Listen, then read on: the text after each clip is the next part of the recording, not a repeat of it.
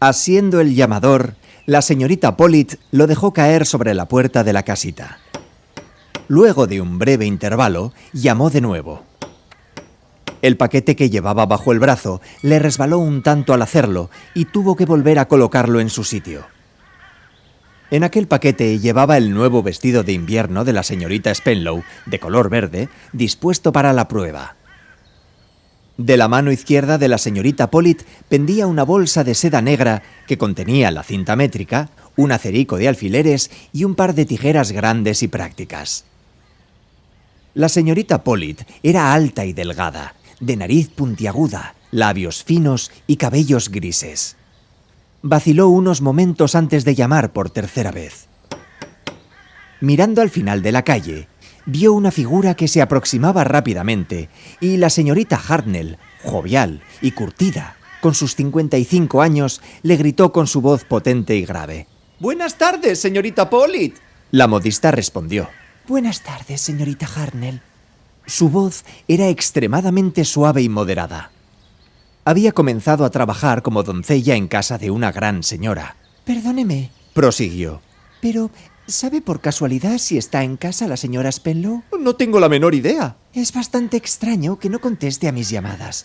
Esta tarde tenía que probarle el vestido. Me dijo que viniese a las 3:30. La señorita Hartnell consultó su reloj de pulsera. «Ahora es un poco más de la media», contestó. «Sí, he llamado ya 3 veces, pero no contesta nadie. Por eso me preguntaba si no habría salido y habrá olvidado que tenía que venir yo. Por lo general no se olvida, y además quería estrenar el vestido pasado mañana». La señorita Hartnell atravesó la puerta de la verja y llegó al jardín para reunirse con la señorita Pollitt. «¿Y por qué no le ha abierto Gladys?», quiso saber. «Oh, no, claro, es jueves, es su día libre.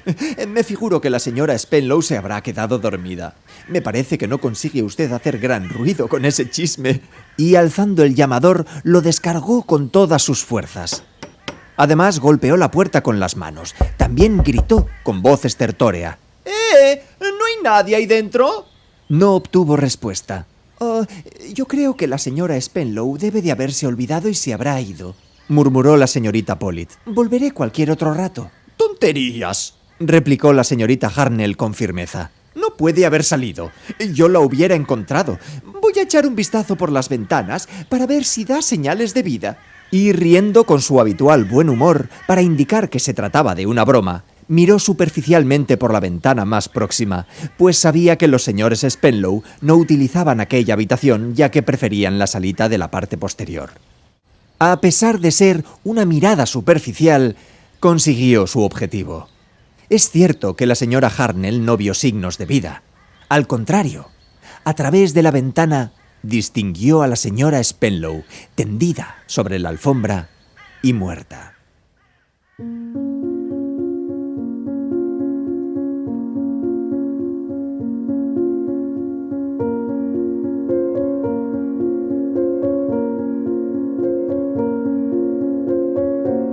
«Claro que», decía la señorita Hartnell contándolo después, «procuré no perder la cabeza. Esa criatura, la señorita Pollitt, no hubiera sabido qué hacer. Tenemos que conservar la serenidad», le dije. «Usted quédese aquí y yo iré a buscar al alguacil Palk». Ella contestó diciendo que no quería quedarse sola, pero no le hice el menor caso. Hay que mantenerse firme con esa clase de personas. Les encanta armar alboroto. De modo que cuando iba a marcharme, en aquel preciso momento, el señor Spenlow doblaba la esquina de la casa. La señorita Hartnell hizo una pausa significativa, permitiendo a su interlocutora que le preguntara impaciente. «Dígame, ¿qué aspecto tenía?». La señorita Hartnell prosiguió.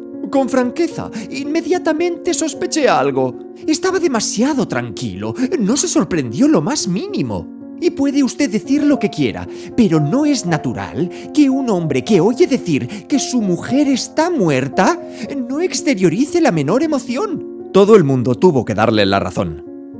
La policía también.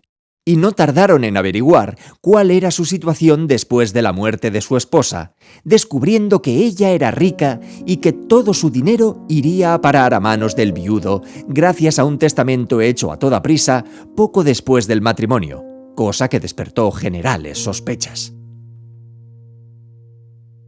La señorita Marple, la solterona de rostro afable y, según algunos, de lengua afilada, que vivía en la casa contigua a la rectoría, fue interrogada muy pronto, a la media hora del descubrimiento del crimen. El alguacil Palk, con una libreta de notas para datos, le dijo: «Si no le molesta, señora, tengo que hacerle unas preguntas». La señorita Marple repuso: ¿Acerca del asesinato de la señora Spenlow? Palk se sorprendió. ¿Puedo preguntarle cómo se enteró de ello?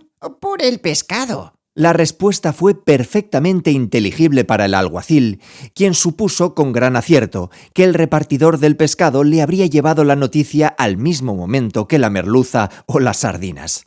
Fue encontrada en el suelo de la sala, estrangulada. Continuó la señorita Marple. Posiblemente con un cinturón muy estrecho, pero fuera lo que fuese, no ha aparecido. ¿Cómo es posible que Fred se entere de todo?, comenzó a decir Palk. La señorita Marple lo interrumpió. ¿Lleva un alfiler en la solapa? Palk se miró el lugar indicado. Dicen, ver un alfiler y cogerlo, y todo el día tendrás buena suerte. Espero que sea verdad. Y ahora dígame, ¿qué es lo que quería decirme? El alguacil se aclaró la garganta y, con aire de importancia, consultó su libreta. El señor Arthur Spenlow, esposo de la interfecta, ha prestado declaración. El señor Spenlow dice que a las 2:30, según sus cálculos, le telefoneó la señorita Marple para pedirle que fuera a verla a las 3:15, pues tenía precisión de consultarle algo. Dígame, señorita, ¿es cierto? Desde luego que no, repuso la señorita Marple. ¿No telefoneó al señor Spenlow a las 2:30? Ni a esa hora ni a ninguna otra. ¡Ah!, exclamó Palk, retorciéndose el bigote con satisfacción. ¿Qué más dijo el señor Spenlow? Según su declaración, él vino aquí atendiendo a su llamada y salió de su casa a las 3:10, y que al llegar, la doncella le comunicó que la señorita Marple no estaba en casa. Eso es cierto, replicó la solterona. Él vino aquí, pero yo me encontraba en una reunión del Instituto Femenino. ¡Ah!, volvió a exclamar Palk. Dígame, alguacil, ¿sospecha usted acaso que el señor Spenlow haya dado muerte a su esposa? No puedo asegurar nada en este momento, pero me da la impresión de que alguien, sin mencionar a nadie, se las quiere dar de muy listo. ¿El señor Spenlow?, preguntó la señorita Marple, pensativa. Le agradaba el señor Spenlow. Era un hombre delgado, de pequeña estatura, de hablar mesurado y convencional, y el colmo de la respetabilidad. Parecía extraño que hubiera ido a vivir al campo, pues era evidente que había pasado toda su vida en la ciudad, y confió sus razones a la señorita Marple. «Desde joven tuve deseos de vivir en el campo», le dijo, «y tener un jardín de mi propiedad. Siempre me gustaron mucho las flores. Ya sabe, mi esposa tenía una floristería. Es donde la vi por primera vez». Un simple comentario, pero que dejaba adivinar el idilio. Una señora Spenlow mucho más joven y hermosa, con un fondo de flores. No obstante, el señor Spenlow en realidad no sabía nada acerca de las flores, ni de semillas, poda, época de plantación, etc. Solo tenía una imagen en su mente. La imagen de una casita con un jardín repleto de flores de brillantes colores y dulce aroma. Le pidió que le instruyera y fue anotando en su libreta todas las respuestas de la señorita Marple. Era un hombre de ademanes reposados, y tal vez por eso la policía se interesó por él cuando su esposa fue encontrada asesinada. A fuerza de paciencia y perseverancia, averiguaron muchas cosas respecto a la difunta señora Spenlow, y pronto lo supo también todo St. Merrymead. La afinada señora Spenlow había comenzado su vida como camarera de una gran casa que dejó para casarse con el segundo jardinero, y con él puso una tienda de flores en Londres. El negocio había prosperado, pero no así el jardinero, que al poco tiempo enfermó y murió. Su viuda llevó adelante la tienda y tuvo que ampliarla, pues no cesaba de prosperar. Luego la había traspasado a muy buen precio y volvió a embarcarse en un segundo matrimonio con el señor Spenlow, un joyero de mediana edad que había heredado un negocio reducido y decadente. Poco después lo vendieron, yendo a vivir a St. Mary-Mead. La señora Spenlow era una mujer bien educada. Los beneficios del establecimiento de flores los había invertido con ayuda de los espíritus, según explicaba a todo el mundo, y estos le habían aconsejado con inesperado acierto. Todas sus inversiones resultaron magníficas. Sin embargo, en vez de afianzarse en sus creencias espiritistas, la señora Spenlow abandonó las sesiones y los médiums y se entregó rápidamente, pero de corazón, a una oscura religión con afinidades indias que se basaba en varias formas de inspiraciones profundas. No obstante, cuando llegó a St. Mary-Mead, se adscribió temporalmente a la iglesia anglicana. Pasaba muchos ratos con el vicario y asistía a los oficios religiosos con asiduidad. Era parroquiana de los comercios de la localidad y jugaba al bridge en las reuniones. Una vida monótona, sencilla. Y de repente, el crimen. El coronel Melchett, jefe de policía, había mandado llamar al inspector Slack. Slack era un tipo positivista. Cuando tomaba una resolución, no se volvía atrás. Y ahora estaba seguro de sus hipótesis. «Fue el esposo quien la mató, señor», declaró. «¿Usted cree? Estoy completamente seguro. Solo tiene que mirarlo. Es culpable como el mismo diablo. No demuestra la menor pena o emoción. Volvió a la casa sabiendo que su mujer estaba muerta». ¿Y no hubiera intentado por lo menos representar el papel de marido desconsolado? Él no, señor. Está demasiado seguro de sí mismo. Algunos caballeros no saben fingir. ¿Alguna otra mujer en su vida?, preguntó el coronel Melchett. No he podido dar con el rastro de ninguna. Claro que este hombre es muy listo. Sabe despistar. Yo creo que estaba harto de su esposa. Ella tenía el dinero y me parece que era de carácter difícil de soportar. Así que a sangre fría decidió deshacerse de ella y vivir cómodamente solo y a sus anchas. Sí, supongo que puede haber sido ese el caso. Puede usted estar seguro de que fue así. Trazó sus planes con todo cuidado. Fingió una llamada telefónica. Melchett le interrumpió. ¿No han podido comprobar la llamada? No, señor. Eso significa que o bien han mentido o que fue hecha desde un teléfono público.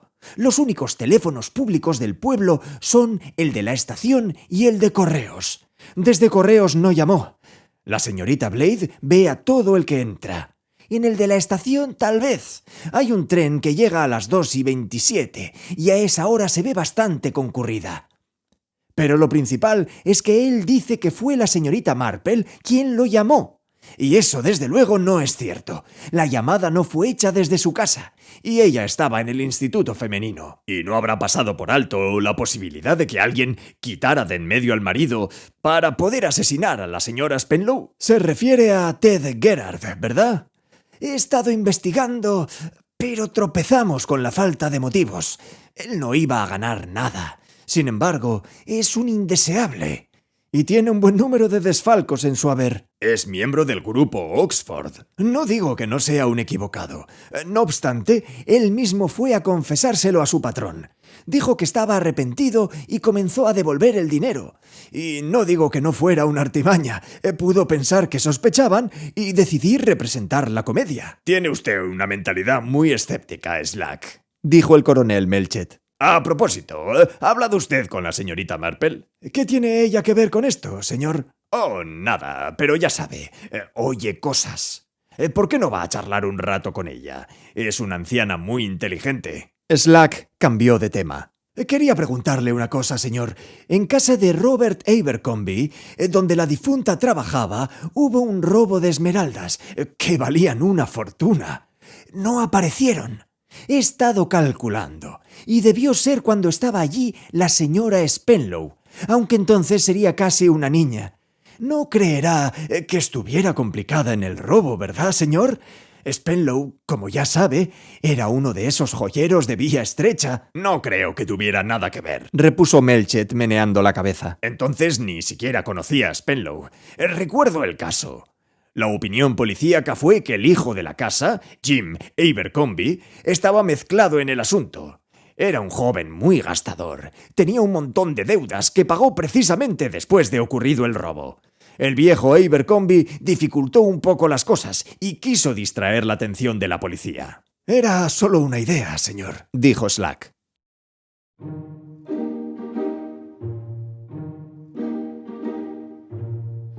La señorita Marple recibió al inspector Slack con satisfacción, sobre todo al saber que lo enviaba el coronel Melchett.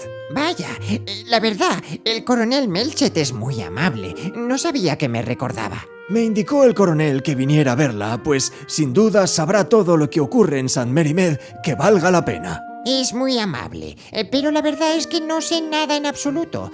Quiero decir, con respecto a este crimen. Pero ¿sabe lo que se murmura? Oh, claro, pero no va aún a repetir simples habladurías. Esta no es una conversación oficial, dijo Slack, queriendo animarla. sino una charla en confianza, por así decir. ¿Y quiere usted saber lo que dice la gente, sea o no verdad? Eso es. Bien, pues desde luego se habla y se imagina mucho. Las opiniones se dividen en dos campos opuestos. No sé si me comprende. Para empezar, hay personas que creen que ha sido el marido. En cierto modo, un marido o una esposa es el sospechoso más natural, ¿no cree? ¿Es posible? Repuso el inspector con precaución. La vida en común, ya sabe, y muy a menudo la parte monetaria. He oído decir que quien tenía el dinero era la señora Spenlow y que su esposo se beneficia con su muerte. En este perverso mundo, suposiciones menos caritativas a menudo están justificadas. Sí, entra en posesión de una bonita suma. Por eso, me parece muy verosímil que la estrangulara, saliera por la puerta posterior y viniera a mi casa a través de los campos para preguntar por mí con la excusa de haber recibido una llamada telefónica. Luego regresar y descubrir que su mujer había sido asesinada durante su ausencia. Naturalmente, con la esperanza de que achacaran el crimen a cualquier ladrón o vagabundo. Y añadiendo a eso la parte monetaria, y si últimamente no se llevaban muy bien, continuó el inspector. Oh, pero sí se llevaban muy bien. Interrumpió la señorita Marple. ¿Lo sabe a ciencia cierta? Si se hubieran peleado, lo sabría todo el mundo. La doncella, Gladys Brent, hubiera hecho circular la noticia por todo el pueblo. Tal vez no lo supiera, dijo el inspector sin gran convencimiento y recibiendo a cambio una sonrisa compasiva. Y luego tenemos la opinión del otro campo, prosiguió la señorita Marple. Ted Gerard. Un joven muy simpático. Creo que el aspecto personal tiene mucha importancia sobre los demás. Nuestro último vicario produjo un gran efecto mágico. Todas las muchachas iban a la iglesia, por la tarde y por la mañana. Y muchas mujeres ya mayores desplegaron una desacostumbrada actividad, la de zapatillas que le hicieron. Al pobre le resultaba muy violento, pero ¿dónde estaba? Oh, sí, hablaba de ese joven, Ted Gerard. Claro que se ha hablado de él. Venía a verla muy a menudo, a pesar de que la propia señora Spenlow me dijo que era miembro de un movimiento religioso que llaman el Grupo Oxford. Creo que son muy sinceros y esforzados, y la señora Spenlow se sintió muy impresionada. La señorita Marple tomó un poco de aliento antes de proseguir. Y estoy convencida de que no hay razón para creer que hubiera algo más que eso. Pero ya sabe usted cómo es la gente. Muchas personas opinan que la señora Spenlow se dejó embaucar por ese joven y que le prestó mucho dinero. Y es positivamente cierto que lo vieron en la estación aquel día, en el tren de las 2:27. Pero hubiera sido muy sencillo para él apearse por el lado contrario y saltar la cerca, y no pasar por la entrada de la estación. De ese modo no lo hubieran visto ir a la casa. Y claro, la gente considera que el atuendo de la señora Spenlow era, digamos, bastante particular. ¿Particular? Sí, iba en kimono. La señorita Marple se sonrojó. Eso resulta bastante sugestivo para ciertas personas. ¿Y para usted resulta positivo? Oh, no, yo no lo creo. A mí me parece perfectamente natural. ¿Lo considera natural? En aquellas circunstancias, sí. La mirada de la señorita Marple era fría y reflexiva. Eso pudiera darnos otro motivo para el esposo. Celos, dijo el inspector Slack. Oh, no, el señor Spenlow no hubiera sentido nunca celos. Es de esos hombres que se dan cuenta de las cosas. Si su esposa le hubiera abandonado, dejándole una nota en la almohada, él sería el primero en explicarlo. El inspector Slack se sintió interesado por el modo significativo con que le miraba. Tenía la impresión de que toda su charla pretendía ocultarle algo que él no alcanzaba a comprender. ¿Ha encontrado alguna pista, inspector? Le preguntó la señorita Marple con cierto énfasis. Hoy en día los criminales no dejan sus huellas dactilares ni puntas de cigarro, señorita. Pues yo creo que este crimen es anticuado. ¿Qué quiere decir con eso? Preguntó Slack con extrañeza. Creo que el alguacil Palk puede ayudarle. Repuso la señorita Marple despacio. Fue la primera persona en acudir al escenario del crimen, como dicen. El señor Spenlow se hallaba sentado en una silla y parecía asustado. Dijo con su voz fina y precisa. Claro que puedo imaginarme lo ocurrido. Mi oído no es tan fino como antes, pero oí claramente cómo un chiquillo gritaba tras de mí. ¡Miren a ese asesino! Y eso me dio la impresión de que pensaban que yo había matado a mi querida esposa. La señorita Marple, cortando una rosa marchita, repuso. Esa es, sin duda, la impresión que quiso dar.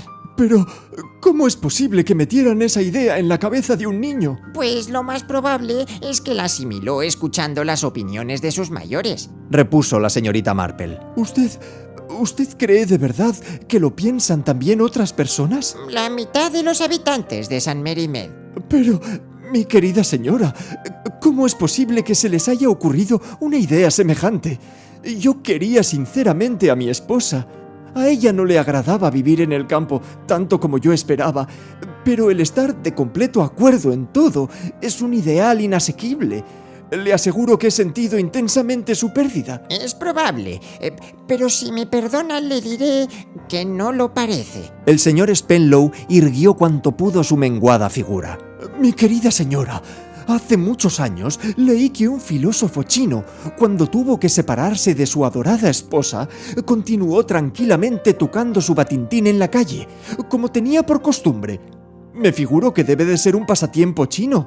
Los habitantes de aquella ciudad se sintieron muy impresionados por su entereza. Mas la gente de St. Mary Mead ha reaccionado de un modo bastante distinto. Dijo la señorita Marple. La filosofía china no va con ellos. ¿Pero usted lo comprende? La señorita Marple asintió.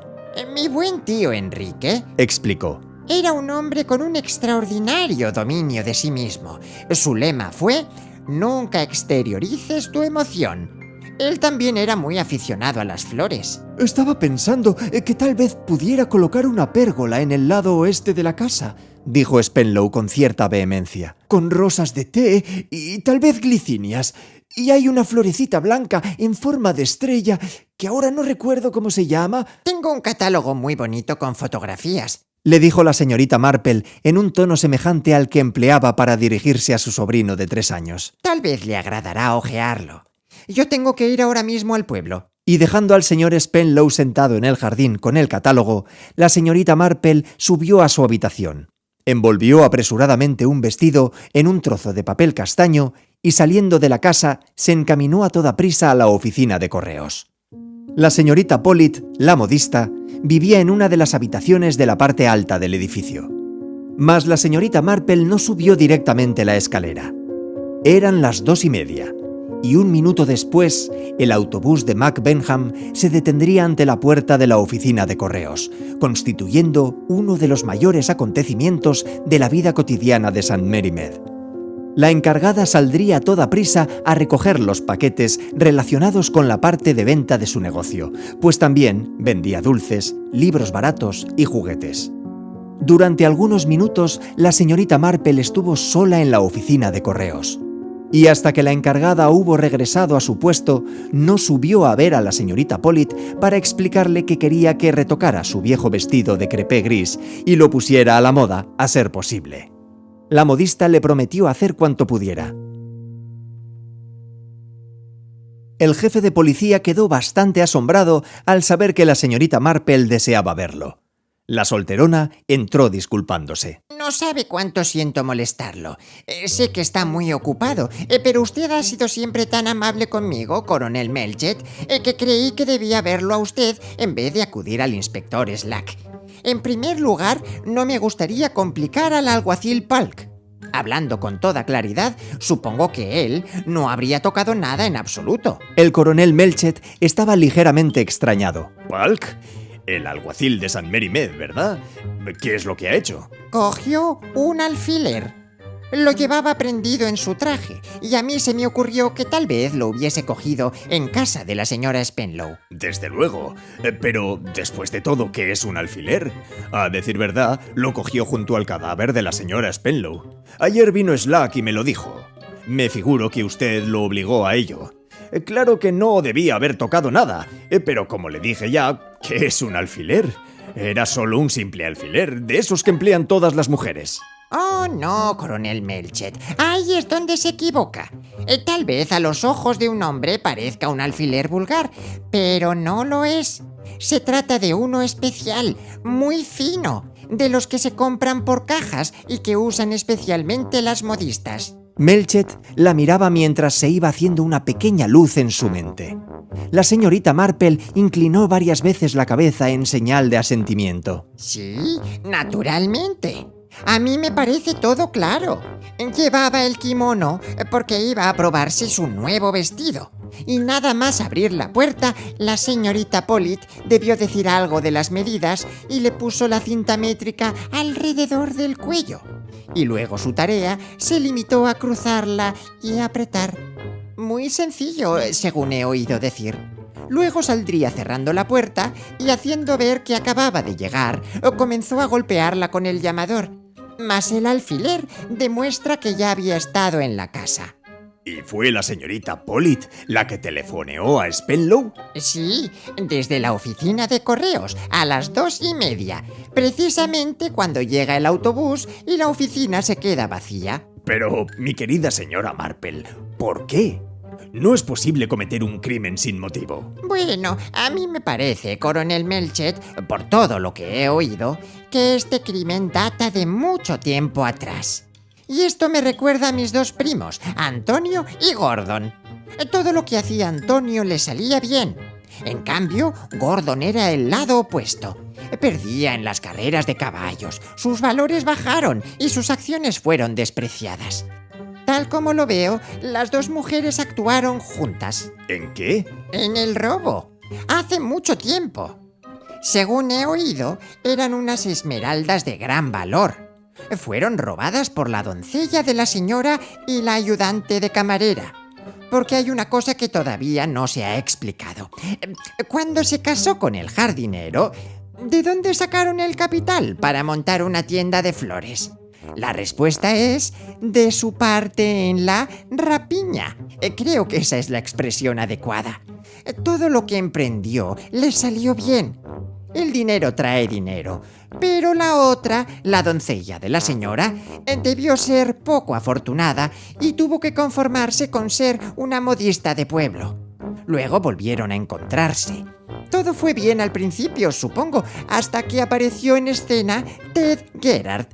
La señora Spenlow seguía sintiendo remordimiento e inclinación por todas las religiones emocionales.